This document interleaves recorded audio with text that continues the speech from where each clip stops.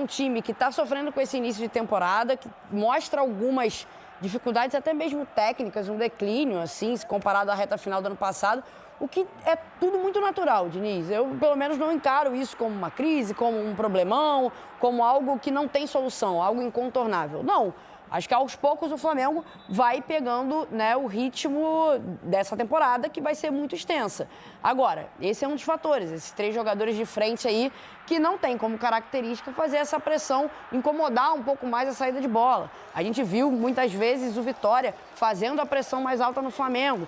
E, em alguns momentos, esse bloco de frente um pouco mais descolado do restante do time. Fala comigo, Bruno Negro. Galera, tô trazendo aqui pra vocês um trechinho do programa Troca de Passes aí. E bora ver o que a mídia aí falou da Sport TV. Falou sobre o jogo entre Vitória 1, Flamengo 2. Mengão aí triunfando sobre o Vitória no Barradão. Um jogo um tanto quanto pegado.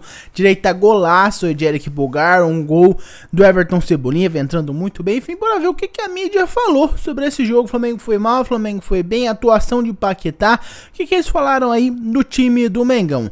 Créditos, como já dito, são da Sport TV, do programa Troca de Passes. Está disponível aí no Globoplay. Tá aqui no link da descrição o canal da GETV como crédito. Já vai deixando o seu like, se inscrevendo no canal, acionando o sino para não perder nenhum vídeo novo, hypando o vídeo para o maior número possível de rubro-negros assistirem a esse conteúdo de qualidade. Sem mais delongas, partiu ver o que o pessoal aí falou sobre a vitória do Mengão sobre o Vitória no Campeonato Brasileiro.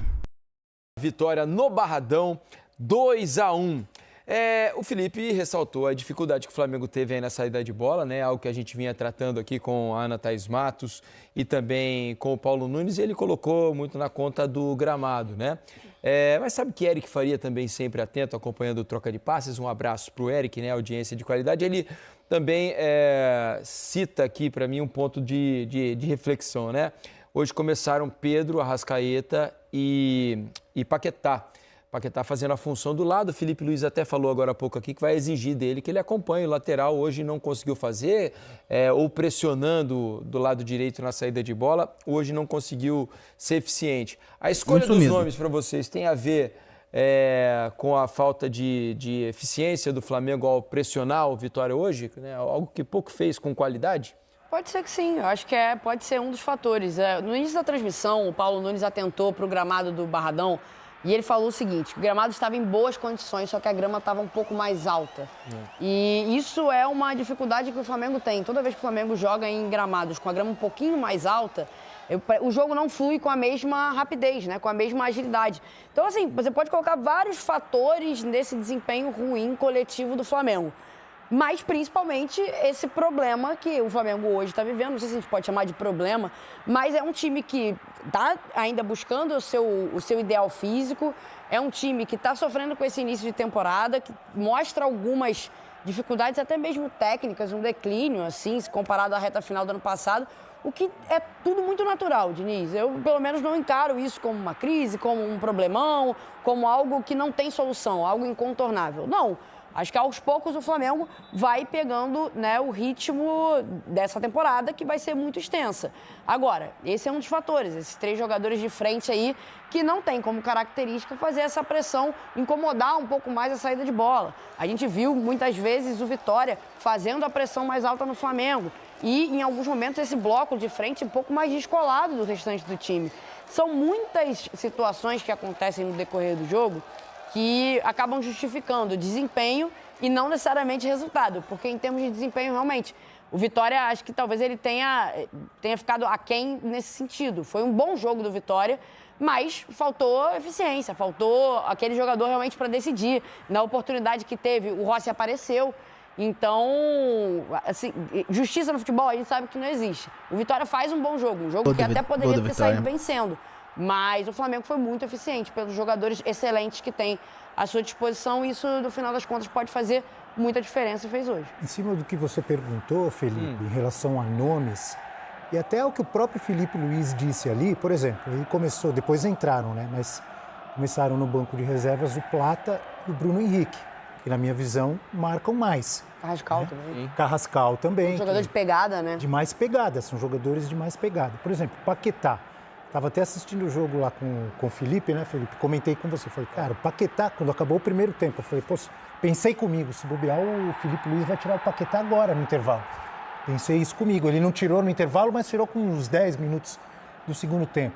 Por quê? Exatamente o que ele mesmo falou na entrevista. O Paquetá não pegava na bola e o Paquetá mal marcava. Assim, eu fiquei com a impressão, bom, o Paquetá está meio tentando se achar ainda no time e o time jogando. Mas você sabe que naquela altura ali, jogando Abel, mais pelo lado esquerdo, né? mas você sabe que naquela altura eu ainda fiquei com dúvida, porque o Flamengo usou muito pouco o lado direito no primeiro tempo, né? Você pode reparar, o Paquetá mesmo. não pegou.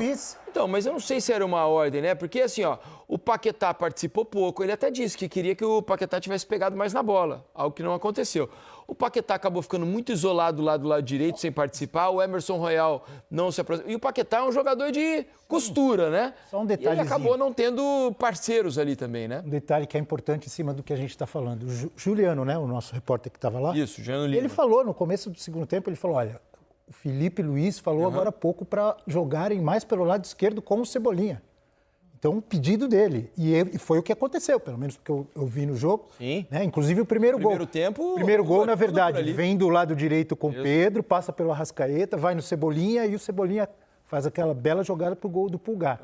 Mas, resumindo, todo mundo sabe a qualidade técnica, o que o Paquetá é, a qualidade que ele tem, o que ele é capaz de fazer. Mas, realmente, acho que ele ainda está buscando o lugar dele, tentando entrosar e você tem razão, o Flamengo pouco jogou por ele. Mas ele acabou sendo substituído, acho que ele era para ser substituído mesmo, e o Felipe Luiz vai ter que trabalhar em cima disso. Ele usou uma frase, o Felipe Luiz, não estamos conseguindo controlar o jogo com bola. Mas foi só hoje, por causa do gramado que ele está falando, ou isso já aconteceu em outros jogos? Acho que já aconteceu em outros jogos do Flamengo ter dificuldade. Talvez não tanto quanto teve hoje. Curioso que, por exemplo, eu já disse aqui no Troca de Passes algumas vezes, antes do Paquetá vir ao Flamengo, né? Quando a gente falava sobre Paquetá na seleção brasileira. Eu acho o Paquetá como um meia, um bom jogador, mas como um número 8, eu acho ele diferente. Eu acho que ele é um jogador muito melhor como 8 do que como um jogador aberto pelo lado como ele jogou hoje, um meia pelo lado direito ou como um 10. Eu acho que ele faz mais diferença como 8, inclusive na seleção brasileira. E hoje ele jogou como meia aberto pela direita.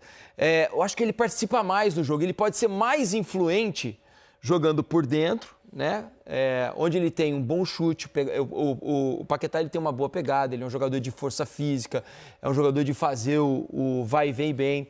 Ele é um pifador, né? Como dizem ali, né? Um cara capaz de colocar companheiros em boa situação para fazer os gols. E eu acho que do lado do campo onde ele jogou hoje, ele fica menos influente. Mas só uma impressão minha. Eu queria ouvir vocês sobre isso, Beli. Concordo totalmente. Eu não tô enganada no jogo contra o Internacional. O Paquetá, ele começa a partida também um pouco mais aberto pelo lado direito. E em determinado momento, ainda do primeiro tempo, ele vira pro Felipe Luiz, ele vai até o banco e fala: Felipe, eu vou começar a flutuar.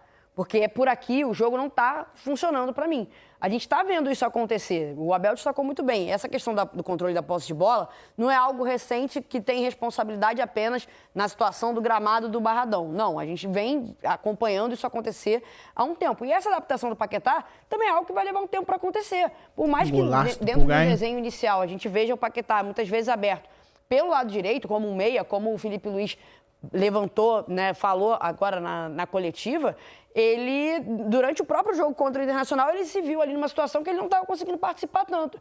E ele mesmo foi lá no Felipe e falou: olha só, eu vou começar a jogar um pouco mais por dentro para buscar mais jogo, para realmente costurar, fazer esse tipo de jogada que ele é tão importante, né? Ele é um cara que consegue dar muito equilíbrio, ele consegue fazer muito bem esse balanço, essa transição do meio para o ataque. Isso é uma questão de tempo, isso vai demorar também um pouquinho mais. Agora, se a gente observar essa escalação do Flamengo hoje, nesses 3 jogadores, né? No caso, essa dupla de volantes, sendo o Pulgar e o Everton Araújo. Se você quiser colocar o Paquetá como esse camisa 8, quem é que sai desses dois nesse primeiro momento? O Pulgar, fisicamente, ele não está entregando o que a gente espera. A Ana Thaís destacou muito bem. É um jogador que está com muita dificuldade de fazer essa pegada no meio de campo e transicionar rapidamente a bola. O Everton Araújo acaba sendo esse jogador de mais responsabilidade, de realmente, eventualmente, fazer esse trabalho mais sujo, sabe? E aí vai tirar um dos dois, vai deixar a zaga do Flamengo ainda mais desguarnecida, ainda mais vulnerável, porque é uma zaga que está tendo muita dificuldade. Mas ao mesmo tempo você pode ter mais a bola. Pode. Eu acho também que passa, por exemplo, se joga o Jorginho, a qualidade para sair é outra. O Jorginho ajudaria muito nessa saída de bola do Flamengo, porque ele teve tanta dificuldade no jogo de hoje contra o Vitória.